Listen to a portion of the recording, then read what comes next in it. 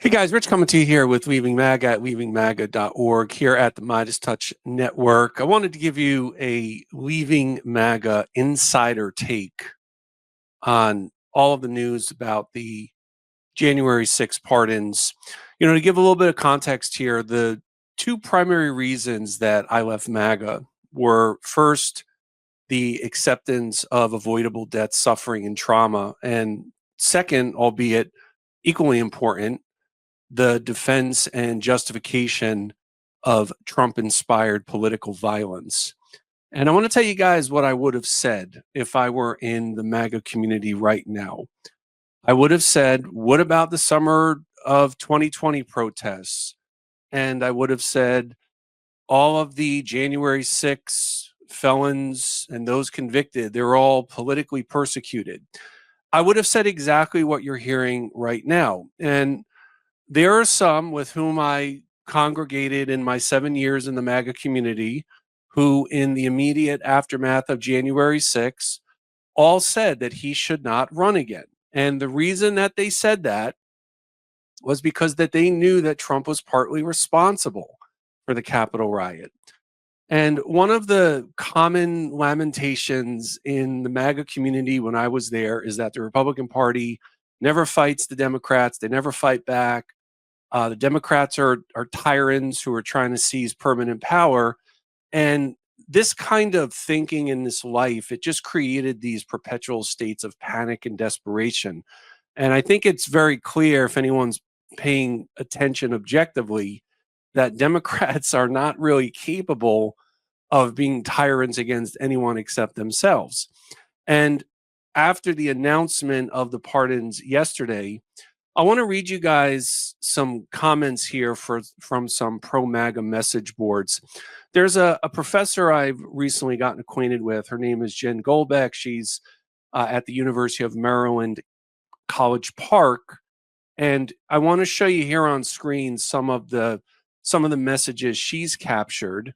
If you take a look at some of what these say here, you're talking about solitary confinement. You're talking about hanging judges and politicians using piano wire, right? The GOP knows that what Trump did is an abomination, but the GOP is afraid of these kinds of individuals Trump pardoned. And it's not just because of the potential threats against them or their families. They're also afraid of them because they need their votes in primaries and general elections. And Republican officials and pundits, the ones I used to follow, the ones I used to support, the ones whose media I consumed, they plead ignorance about these individuals and extremist groups, even though they know what the truth actually is. And they know that what I'm saying is accurate. They just feign this ignorance that these individuals don't exist.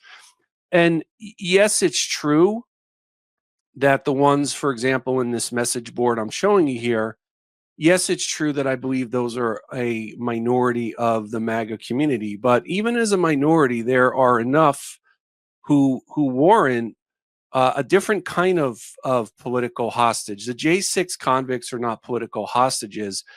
Now that they've been pardoned, law-abiding Americans, all of us, we're held hostage to the possibility that these individuals, through recidivism, are going to commit violence, especially politically motivated violence, yet again. And Trump and any of these GOP politicians and pundits, they would not hire a singular rioter who was pardoned.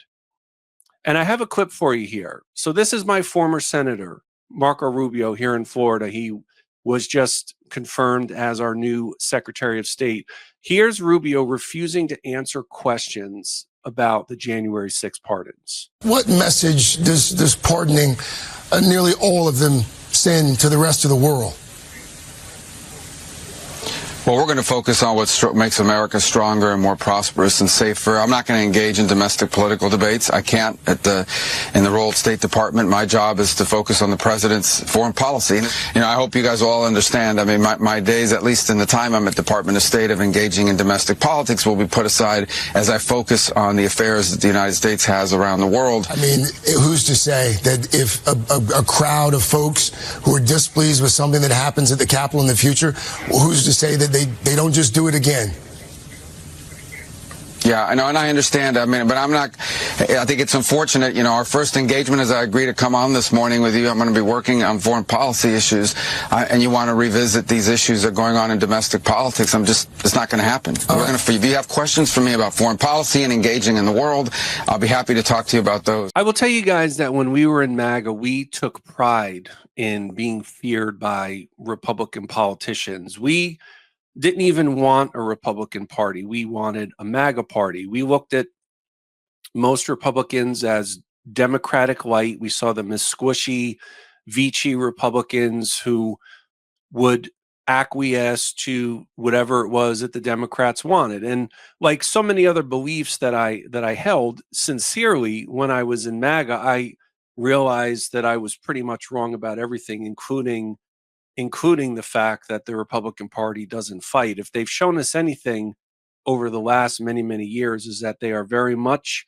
willing to fight, and it's why the Republican Party is now the MAGA party. And for all the viewers out there, I want to personally apologize to you for helping to make this possible. As someone who was a devoted MAGA activist and a volunteer and a pundit from 2015 to 22, I know that I had a hand in all of this. And some of you out there, you know, are great viewers. You send us comments all the time saying, you know, Rich, you should move on, and you've expressed your remorse. And I have moved on from it. I was able to find a way to forgive myself. It was really necessary to do that in founding this organization we have, Leaving MAGA, which you can learn more about us at leavingmaga.org. But it doesn't change the fact that I still have culpability. And one of the non-negotiable ways that or one of the non-negotiable requirements of Leaving MAGA is that you have to take accountability for past actions and rhetoric.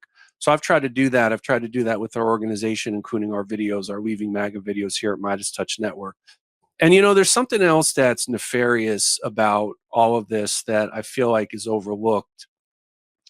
Trump didn't need really to pardon anyone from an electoral standpoint because he didn't need the votes. He's already been elected. He was already inaugurated.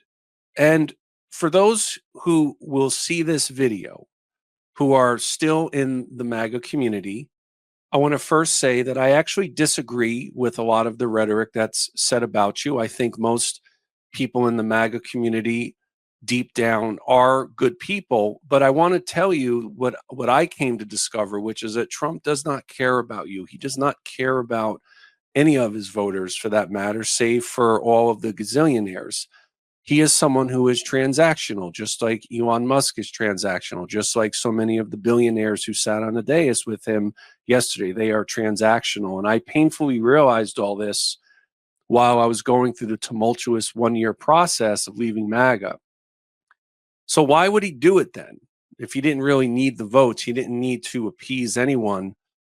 It really comes down to what I see as the long-term play in MAGA. When I was in the MAGA community, we thought about MAGA not just in the here and now, but we thought about it as a many years long second kind of founding for the country. I actually saw Make America Great Again as quite forward-facing, quite progressive. So the long-term play for MAGA is to survive past 2028. The GOP is all in on this because they wouldn't have a future without MAGA. It's why you're going to see Republican leaders not answer questions about whether these January 6 felons should have been pardoned, just like Secretary of State Rubio didn't. But they all know, all of these Republican leaders and all of these MAGA media-friendly figures, they all know that the people Trump pardoned, even though they are not technically traitors, they came pretty close, some of them. And we know from the video footage and we know from all the news stories about their attacks on police officers and law enforcement. So I think that the hypocrisy of Back the Blue is quite obvious. It has been that way for some time. But even with these pardons, I want to implore everyone out there, for those of you who know people in the MAGA community, you have to keep respectfully talking to them, because I'm telling you guys that for many of them, for those in the MAGA community, there is going to come a point when there's going to be one lie too many, or one unnecessary death too many, or one pardon too many. I can appreciate that it may not feel exactly that way right now. It was a depressing day. Inauguration Day should be a day of celebration, even if we didn't support the candidate who's being sworn in. But clearly those norms have changed, I think probably, if not permanently, certainly for the long term. But I want to just strongly encourage you to keep contact. Don't give up with your friends and family in MAGA. Empathy and education are the two ways, as I see them, that really give us the best chance and the best odds over time of empowering people to leave MAGA. So this is our little vignette for you here, a Leaving MAGA insider take on the January 6th pardons. Hey guys, if you like this video, make sure you subscribe to the MeidasTouch Network, as well as Leaving MAGA's growing YouTube channel. And feel free to visit us at leavingmaga.org. If you'd like to drop us a note or a comment, also feel free to drop a comment down below. As always, really appreciate you guys watching. Thanks so much. Love this video? Continue the conversation by following us on Instagram @MeidasTouch and help us blow past 500,000 followers.